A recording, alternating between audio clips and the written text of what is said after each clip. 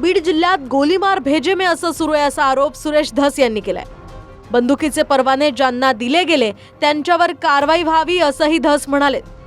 बीड जिल्ह्यामध्ये गोलीमार किधर भी हो गया, 1200 ते 1300 लायसेन्स ज्या ज्या कलेक्टरांनी दिले, ज्या ज्या एसपींनी त्याला संमती दिली आणि ज्या डीवायएसपींनी त्याला मान्यता दिली, या सगळ्यांवर कारवाई झाली पाहिजे असं माझं मत आहे। 80,000 मतांनी जिंकलोय ही माझी औकात। 330 पैकी 230 बूथ ताब्यात असल्यामुळे तुम्हाला 1,42,000चं मताधिक्य मिळाल्याची टीका सुद्धा सुरेश धस यांनी धनंजय मुंडेंवर केली आहे। 330 बुथापैकी 230 बुथ जर ताब्यात असतील, बोगस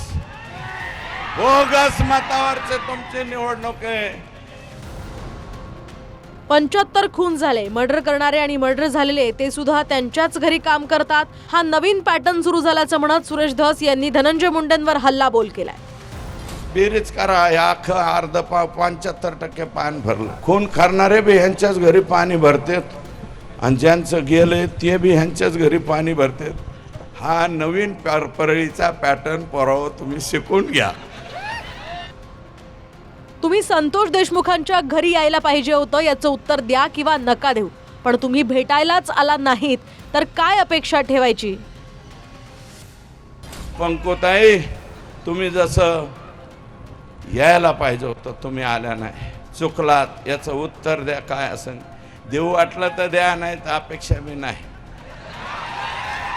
नाहीच भेटायला आला तर अपेक्षा काय तुमच्याकडून? किमान तुमच्याकडून अपेक्षा होती, ते नाही।